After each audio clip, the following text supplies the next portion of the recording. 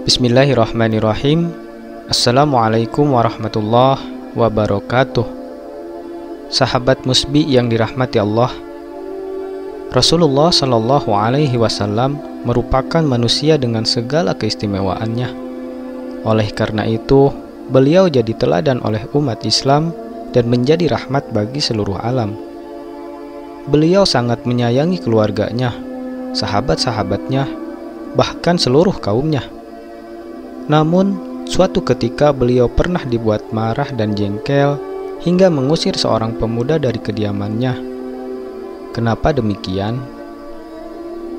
Kisah bermula ketika Sayyidina Umar bin Khattab didatangi seorang pemuda penggali kubur yang menceritakan kepada beliau apa yang telah pemuda itu lakukan kepada salah satu mayat perempuan yang ia kuburkan sambil menangis terseduh-seduh. Mendengar cerita pemuda itu pun, Umar bin Khattab ikut menangis. Kisah seorang pemuda penggali kubur ini diambil dari kitab Muqasyafah Al-Qulub karangan Imam Ghazali. Diriwayatkan bahwa pada zaman Rasulullah Shallallahu Alaihi Wasallam, Umar bin Khattab, salah seorang sahabat terdekat Rasulullah Shallallahu Alaihi Wasallam, menangis di depan pintu rumah Rasulullah.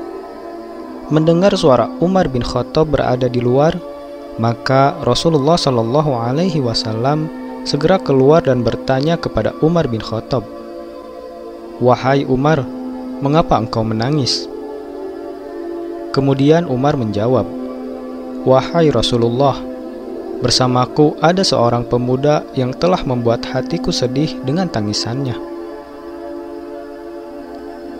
Lalu Rasulullah Shallallahu Alaihi Wasallam memerintahkan Umar agar membawa masuk anak muda tersebut ke dalam.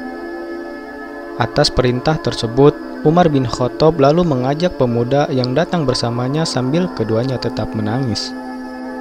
Pemuda itu disuruh duduk di depan Rasulullah Shallallahu Alaihi Wasallam dan Umar bin Khattab duduk di sebelahnya. Rasulullah Shallallahu Alaihi Wasallam kemudian bertanya, "Wahai pemuda, mengapa engkau menangis?" Pemuda itu menjawab sambil tetap menangis, "Wahai Rasulullah, dosaku sangat besar dan aku takut Allah memurkaiku." "Apakah engkau telah menyekutukan Allah dengan sesuatu?" tanya Rasulullah Shallallahu Alaihi Wasallam. "Tidak ya Rasul," sahut pemuda itu sambil tetap menangis.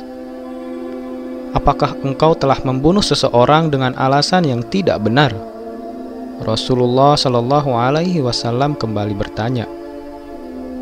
"Tidak ya Rasul," sahut pemuda itu kembali terus menangis. Lalu Rasulullah Shallallahu Alaihi Wasallam bersabda, "Sungguh, dosamu sebesar apapun Allah akan mengampuninya, sekalipun memenuhi langit dan bumi." "Sungguh, dosaku lebih besar dari itu ya Rasul," sahut pemuda itu. "Apakah besar dosamu melebihi arasy?" "Besar mana dengan arasy?" tanya Baginda Shallallahu Alaihi Wasallam lagi. "Dosaku sangat besar ya Rasulullah." Pemuda itu terus menangis.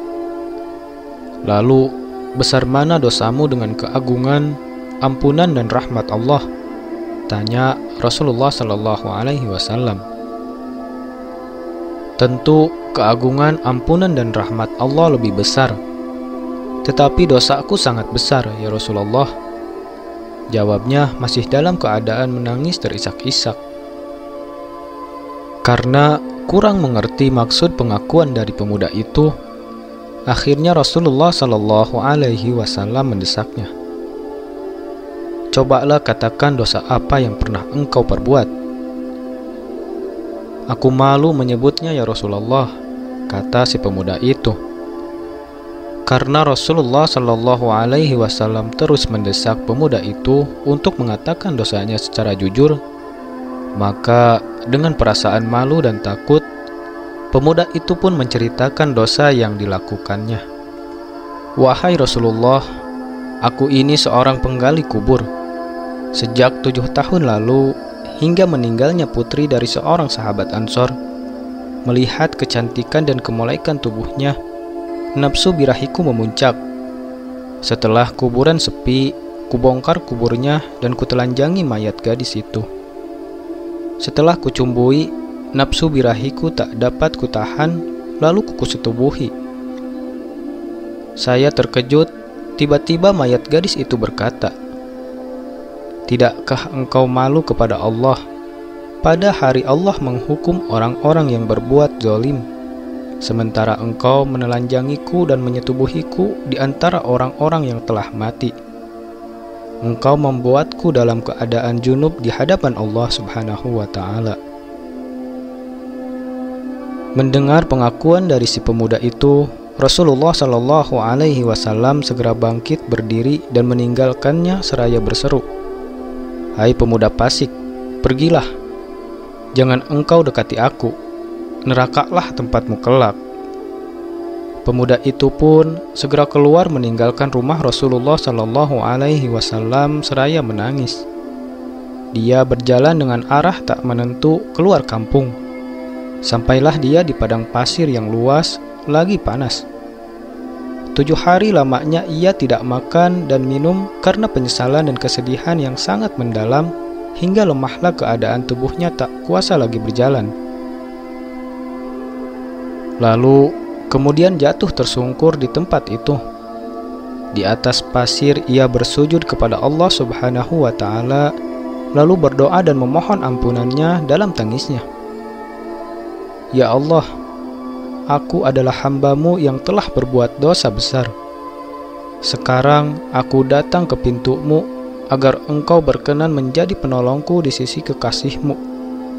Sungguh Engkau Maha Pemurah kepada hamba-hamba-Mu dan tiada tersisa harapanku kecuali kepadamu. Ya Allah, sudilah menerima kehadiranku, kalau tidak datangkanlah api-Mu dari sisi-Mu, dan bakarlah tubuhku dengan api-Mu di dunia ini, daripada Kau bakar tubuhku di akhirat nanti." Setelah itu, malaikat Jibril alaihissalam datang kepada Rasulullah sallallahu alaihi wasallam.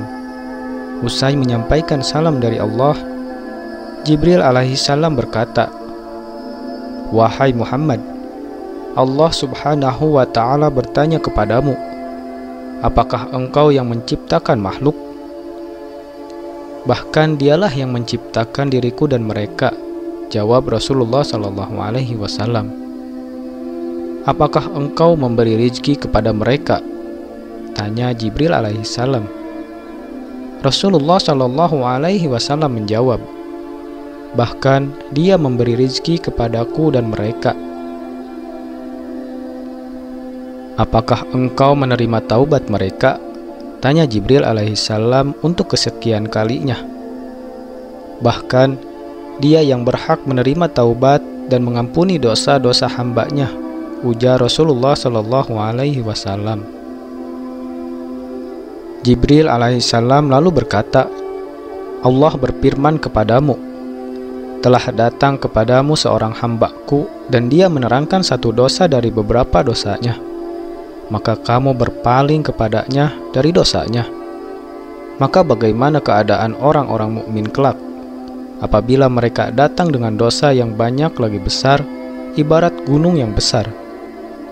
Engkau adalah utusanku yang aku utus sebagai rahmat untuk seluruh alam. Maka jadilah kamu orang yang sayang menyayangi pada semua orang yang beriman, menjadi penolong bagi orang-orang yang telah berdosa, dan memaafkan keterlanjuran dan kesalahan mereka atau hamba-hambaku.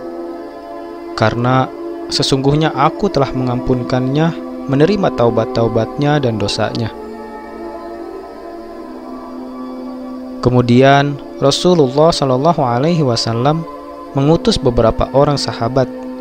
Maka mereka temui pemuda tersebut lalu memberikan kabar gembira kepadanya dengan maaf dan ampunannya. Lalu mereka membawa pemuda tersebut berjumpa Rasulullah, yang mana ketika itu beliau atau Rasulullah sedang menunaikan ibadah salat maghrib, dan mereka pun bermakmum di belakangnya.